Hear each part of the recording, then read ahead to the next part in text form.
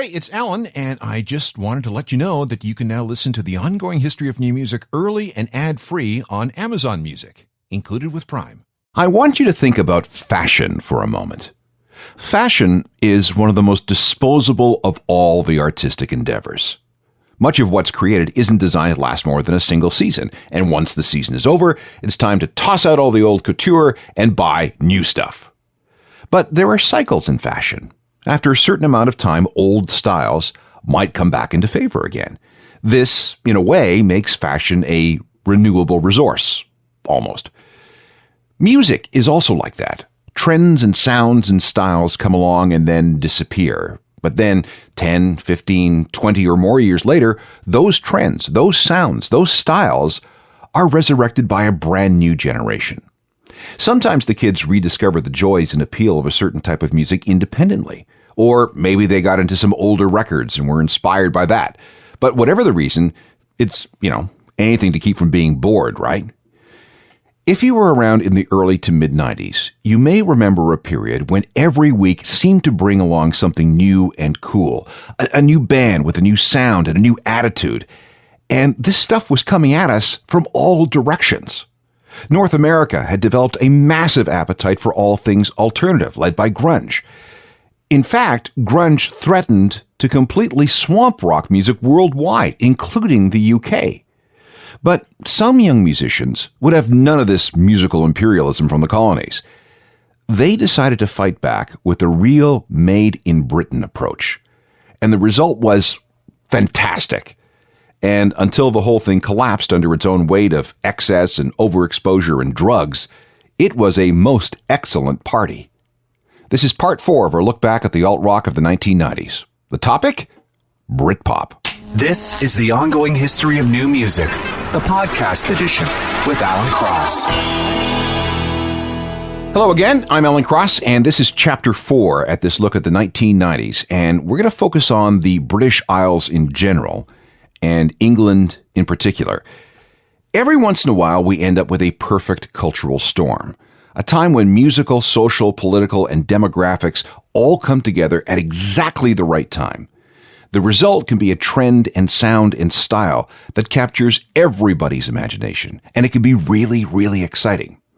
These storms last about 6 years. The first 2 are the build-up, then there's a frenzied peak that lasts 12 to 18 months, and finally we have the long, slow denouement, when the party breaks up, leaving just the stragglers passed out on the floor.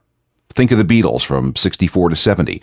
Think of punk rock from 76 to 82. Think of grunge from 90 to 96. And now think of Britpop, an era when the sun once again never seemed to set on the British Empire. This party ran from about 1991 to 1997. London was swinging again. British acts were selling tens of millions of albums the world over, and we're still feeling the repercussions today. The origins of Britpop are rooted in young musicians playing defense. Like I said at the beginning, the waves of music coming east across the Atlantic threatened to swamp what was going on in the UK. Her Majesty's Empire needed to be saved from the grunge marauders, the proud tradition of British rock and roll, the Beatles, the Stones, Led Zeppelin, Sex Pistols, Clash, Bowie. It all needed to be saved from the likes of Nirvana and Pearl Jam and Soundgarden. Now, to be fair, this wasn't so much an invasion as it was music rushing in to fill a vacuum. Following the decline of the club and rave culture of the 1980s, there was this big void in British music. The Manchester scene, featuring the Stone Roses and the Happy Mondays, was pretty much over. Shoegaze had failed to ignite the masses, and any attempts to revitalize the dance scene really wasn't going anywhere. This made the British music press desperate. Now, the whole reason for their existence was to discover and propagate new sounds and scenes. They needed something to write about. And remember, there were dozens of these publications, some putting out issues every week. They were only too happy to embrace what the Yanks were going on about. The American invasion did not sit well with a generation of British musicians. They not only felt ignored by their own country and their own media, but rejected. This would not do. So, a few of these young Brits decided to do something about the situation. The very first signs of what we would eventually call Britpop appeared in 1992 with a band called Suede. While most of the UK was mad for grunge, Suede would have none of that rot. Instead, Suede celebrated the great eccentric English rock of the 70s and 80s. David Bowie, Roxy Music, T-Rex, Smiths, Morrissey, British Psych, Jagger Swagger, glam guitars. And singer Brett Anderson played up the part of this dandy English fop, proudly singing in a London accent. This was definitely not grunge.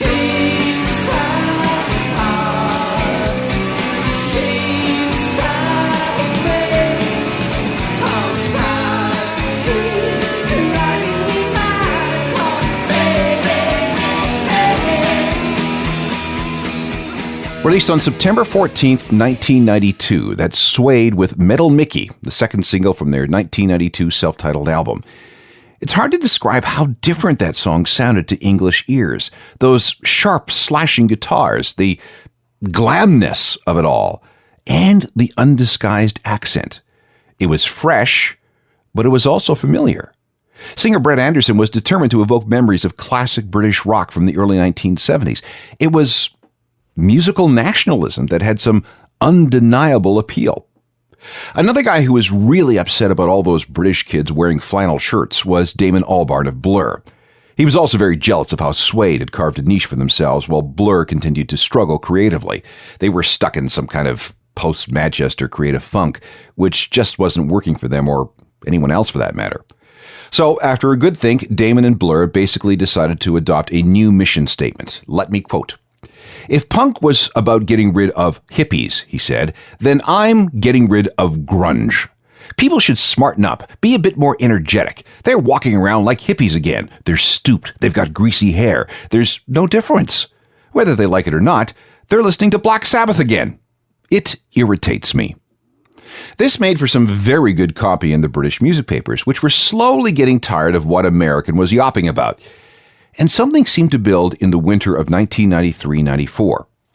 It was very small at first. Like-minded people began to gather in places like The Good Mixer, which is a pub in Camden. On Oxford Street, there was a regular Thursday night thing at a venue called Syndrome. There was a new monthly magazine called Select, which began to devote many, many pages to this new generation of homegrown indie bands. Another magazine called The Face began to do the same. And the weekly papers, The Enemy and Melody Maker, really got quite worked up about everything. And then something happened that no one could have expected. In April 1994, Kurt Cobain killed himself. The death of grunge's biggest star brought all that momentum that grunge had almost to a dead stop. In fact, all of North American alt-rock was shaken by Kurt's passing. We didn't know what to do, how to react, or how to move on. But across the Atlantic, this opened the door for everything that happened in British rock for the next several years because it created another vacuum. With American-bred rock now suddenly on the decline, or at least mired in confusion, sadness, and doubt, British bands once again had a chance to exert some kind of influence. And who was just waiting to be sucked into all this? Blur. Right place, right time, right album. Just 17 days after Kurt died, they released a career-altering and game-changing, not to mention a very, very British album, called Park Life. I put my trousers on, have a cup of tea, and I think about leaving the house. I feed the pigeons, I sometimes feed the sparrows too. It gives me a sense of enormous well-being. And then I'm happy for the rest of the day, safe in the knowledge there will always be a bit of my heart devoted to it. Now that is a pretty British-sounding song. The guest vocalist is actor Phil Daniels, the guy who starred as Jimmy in the film version of The Who's Quadrophenia. No disguising that accent or avoiding the use of British-isms like dustman. Maybe that attitude, which can be felt throughout the entire Park Life album, is why it had such a multi-generational appeal.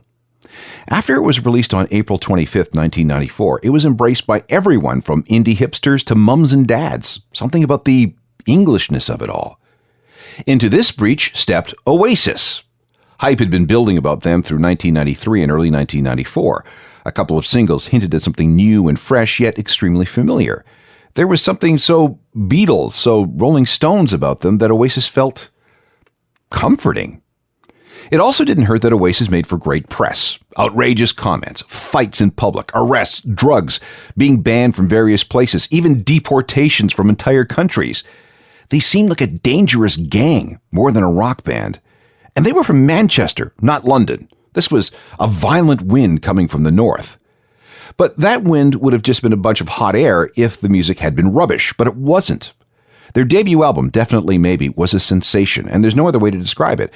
It showed up in stores on August the 30th of 1994, just as Blur's Parklife was at its peak. It went straight to number 1 and became the fastest-selling debut album of all time in the UK. Oi, people said. There's another bunch of lads that sound just as good. Very English they are. Let's put on that record when we're down at the pub.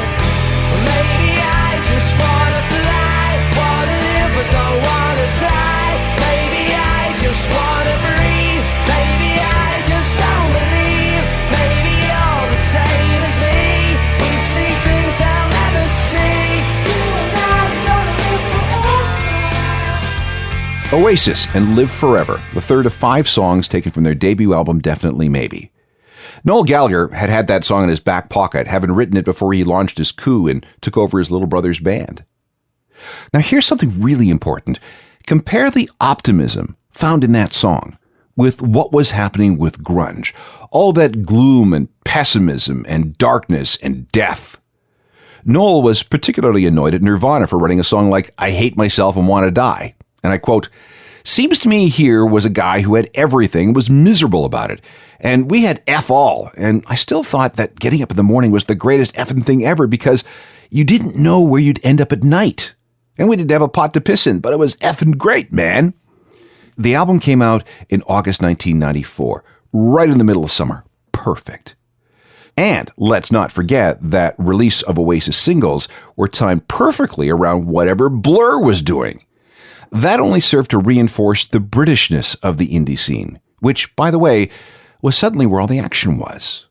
As we got to the end of 1994, 3 bands dominated the British scene: Oasis, Blur, and Suede. It was great.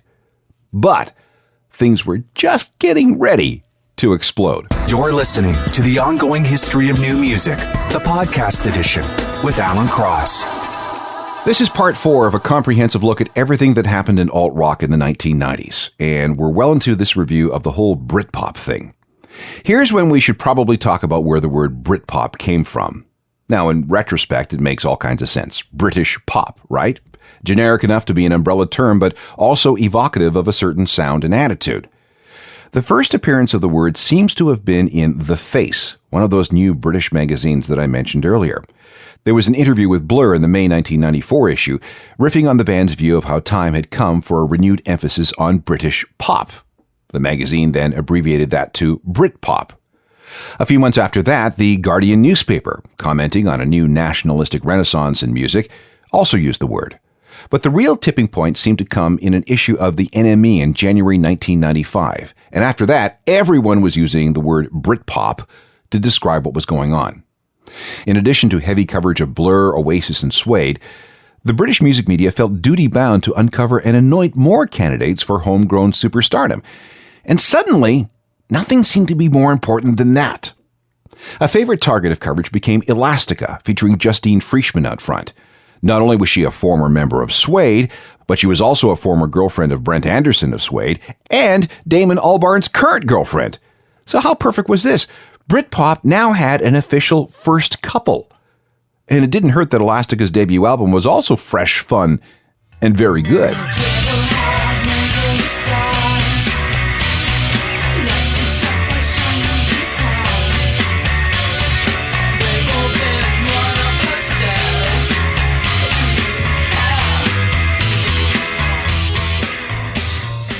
Line Up, a single by Elastica from their self-titled debut album. The song came out in January 1994, more than a year before the album came out. Here's a list of some of the people at the Britpop party. Shed 7, Echo Belly, Dodgy, Gene, Supergrass, Menswear, Cast, Ocean Color Scene, Sleeper, Salad, Whiteout, Marian, Northern Uproar, Ash, These Animal Men, Black Grape. Coverage of this music was non-stop in print, on the radio, and on TV. Paparazzi were everywhere. Gossip was everywhere. Even America's Vanity Fair magazine felt compelled to do a feature story on Cool Britannica and Swingin' London. The party started to peak in the summer of 1995, and the best part was the war between Blur and Oasis. What began as a friendly sort of rivalry mushroomed into a full-on war. Now, from the media's point of view, it couldn't possibly get any better. In one corner, Blur, articulate defenders of the realm and diarists of modern British culture, middle class, slightly posh from London. In the other corner, Oasis, foul-mouthed, hard-drinking, drug-taking yobs from the north, who were always acting if you just spilled their pint. Just like the Beatles versus Stones rivalry of the 60s, right? Well, not really, because that was a gentleman's game. The Beatles and the Stones were actually mates. Blur versus Oasis was a full-on war. And it all came to a head in August of 1995. That's when Blur announced that they would release their much-anticipated follow-up to Parklife, September 11th, 1995. And standard protocol dictated that the first single from the album would come out 3 weeks earlier, and it was called Country House. Meanwhile, Oasis was ready with their second album. It was set for release in early October, preceded by the first single in mid-September, and it was called Roll With It. Okay, this was all nice and orderly. The two biggest bands in the land would each have a chance to have a single debut at number one. Everybody would get good press, everybody would make money, everybody would be happy. But then Oasis said, no, we've decided that we're going to release our single in mid-August. What's that? Oh, our date is 7 days before Blur's? Oh, too bad. Blur fired back by moving up the release date of Country House by 7 days, to exactly the same day Oasis planned to unleash Roll With It. So here we go. The two hottest, biggest, most hyped up bands since the Beatles and the Stones were going head to head, same day, same week, and there could only be one number one. And the best part of it all? The bands hated each other. Blur's record company and Oasis record label pulled out all the stops. The media coverage was nonstop. All the papers, all the magazines, all the radio stations. Bookies took bets. Everybody took sides. It was London versus the North. Even the staid BBC was mad for it. Two of Britain's most popular pop groups have begun the biggest chart war in 30 years. The Manchester band Oasis and their arch rivals Blur released new singles today, each hoping to reach the number one spot next week. Both Country House and Roll With It came out on August 14th, 1995. The frenzy was so crazy that record sales across Britain were up 41% for that week. And when the final numbers were added up on Sunday, August the 20th, the winner was Blur. While Oasis sold 216,000 copies of Roll With It, Blur sold 274,000 copies of Country House. Yes, it plays on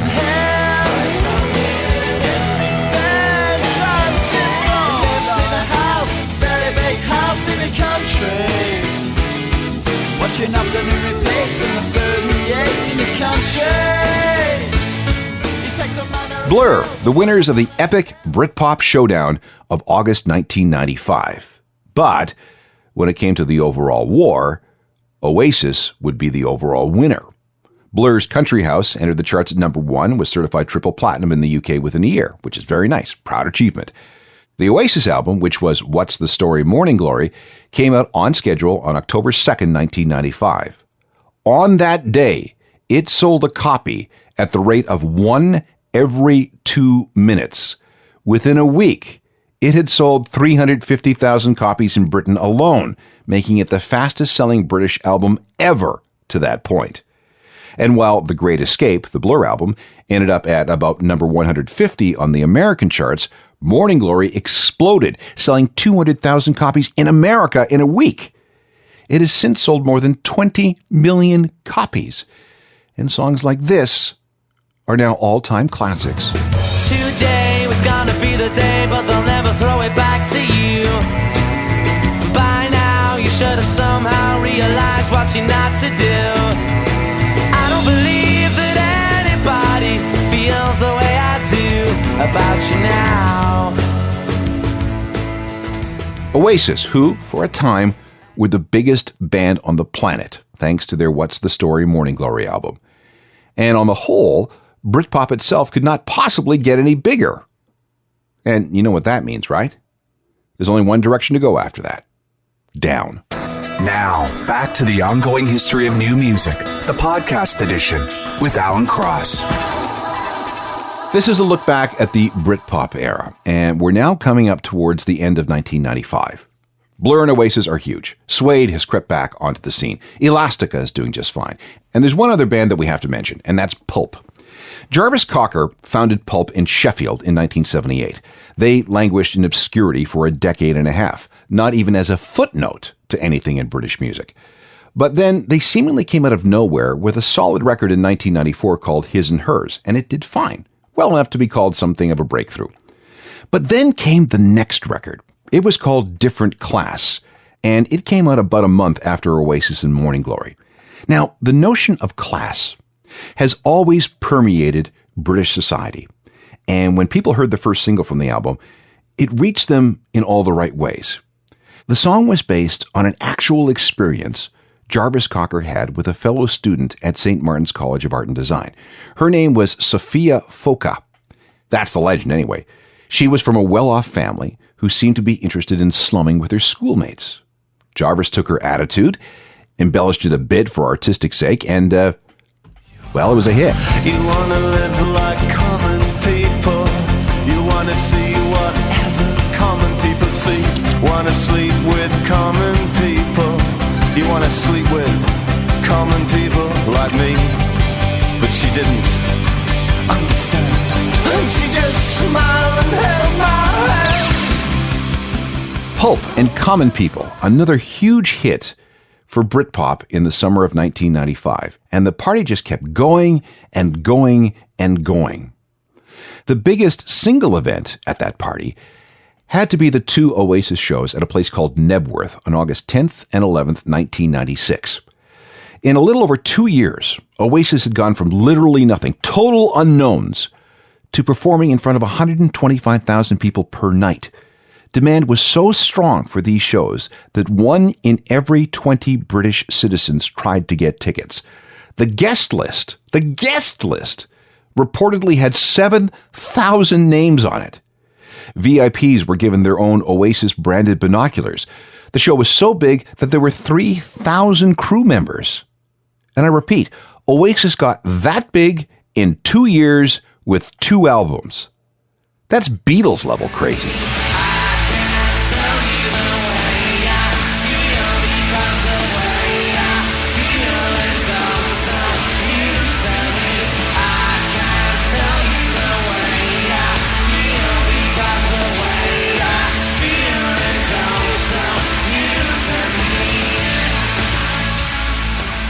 Oasis from their second night at Knebworth, August 11th, 1996. Like I said, the Britpop party could not get any bigger. Therefore, it had to end sometime. And it did. Like I said at the beginning, these perfect cultural musical storms tend to last for about 6 years. Despite the Oasis triumph at Knebworth, it became apparent that Britpop was actually getting a little wobbly. First of all, everybody was starting to lose focus. Every single indie label was throwing bands against the wall, hoping and praying that one of them would be the next Blur or Oasis. And if we're honest, a lot of them weren't very good. Second, everyone else was being criminally overexposed. Oasis was in the press constantly, and it seemed as Oasis went, so did the entire British music industry. It even got to the point that Noel's then-wife, Meg Matthews, had her shopping sprees detailed in the daily papers. And when that wasn't enough, she was given her own column where she wrote about her excess. Third, it was soon time for the major players to release new albums, follow-ups. Blur needed a strong follow-up to The Great Escape. And what could Oasis possibly do to exceed Morning Glory? And fourth, and this is something that no one really wanted to talk about, was all the heroin and all the cocaine. What was that doing to everyone? Drug use was rampant, and it was starting to take its toll, not only amongst musicians, but in the industry in general. The first concrete indication that something wasn't right was the Be Here Now album, the third record from Oasis. The alcohol and cocaine budgets for this album were astronomical. The songs were too long, the melodies uninspired, and the record was just too thick with unnecessary layers of guitars. It sounded kind of shrill to a lot of people, and that's because cocaine messes with your ability to hear high frequencies. To normal ears, it was a bit screechy at the high end, but it sounded fine to Noel. But here's the most important bit. No one was willing to tell Oasis to go back and do anything again. When you get to be that successful, everybody, including the record label, is afraid to do anything that might screw things up. So, Noel was allowed to do as he saw fit. But even if this had been a better record, it would have still collapsed under the hype. There was no way that it could live up to anyone's expectation. After Be Here Now faded into the background, Noel admitted that the album really wasn't very good. Here's the quote. "I wasn't prepared to make things any better. I'd get to a certain point and say, screw it, that's good enough. We made the record to justify the drug habit. I was making the record to justify spending thousands on drugs." While drugs were a huge issue for Oasis, they were an even bigger problem for Elastica. Most of the band had managed to acquire heavy heroin habits, including leader Justine Frischmann. They couldn't get it together long enough to write a second album, let alone record it. Meanwhile, Justine and Damon Albarn broke up, mostly over drug problems. Britpop's first couple were no more. And that, of course, wasn't good. And then another weird twist of fate. Tony Blair was elected prime minister. Back in university, he played in a rock band, and he loved Britpop. He even invited people like Noel Gallagher around to 10 Downing Street for a chat and a glass of wine. Really nice for Tony, but very bad optics for Noel. All it said was that this music of the people had been co-opted by the establishment and the government. Finally, there was the big Blur pivot. Damon Albarn's stunning aesthetic reversal. Now, remember how he had led the charge against the foreign grunge imperialists by replacing American alternative rock with music that was proudly British? By 1997, he'd had a change of heart. Damon had become fascinated by lo-fi American alternative music from bands like Pavement and the Pixies. He was also getting deeper into obscure German progressive rock from the 1970s and several forms of music from sub-Saharan Africa. And he began to hang out less in London and more in places like Iceland, where things were much different. This manifested itself for all to hear in February 1997, when Blur cleared the decks with a self-titled CD that signaled a new sonic path. This was not Britpop.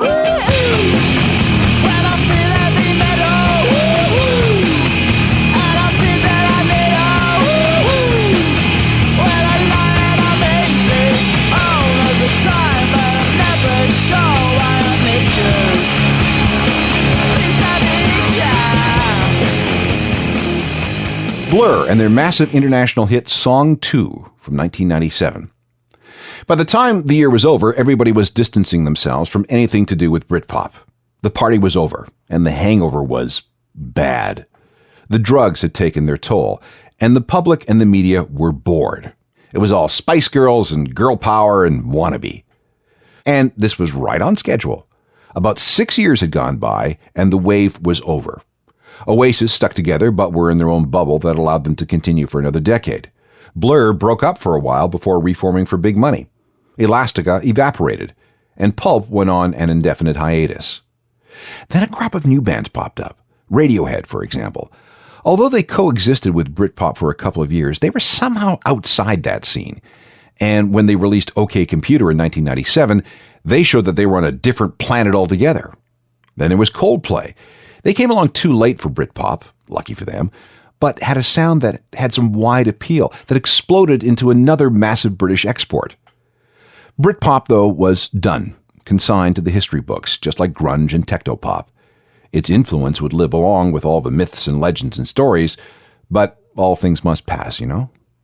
But damn, it was good while it lasted. Back in a moment with a look ahead to Chapter 5 of this series on the 1990s. More of the ongoing history of new music, the podcast edition with Alan Cross. On the next episode of this multi-part series on the alt-rock of the 1990s, we need to look at how hip-hop figures into the equation. Now, we may not have realized it at the time, but hip-hop was infiltrating culture to such an extent that a decade later, it was well on its way to supplanting rock as the prime cultural driver when it comes to music. And what we're going to do in the next show is look at how alt-rock was co-opted on hip-hop's way to world domination. Meanwhile, all these shows in this series are available as podcasts. You can get those for free whenever you download your on-demand audio. I also have a website called ajournalofmusicalthings.com. I update it with all kinds of music information every day. And if it helps, there's a free daily newsletter that goes along with it. You should subscribe, seriously. And we can always connect on Facebook, Twitter, Instagram, and Google+. All email can go to alan@alancross.ca. Chapter 5, The Hip-Hop Factor, next time on our look at the 1990s. Technical productions by Rob Johnston. I'm Alan Cross. You've been listening to The Ongoing History of New Music, the podcast edition with Alan Cross. Subscribe to the podcast at iTunes and through Google Play.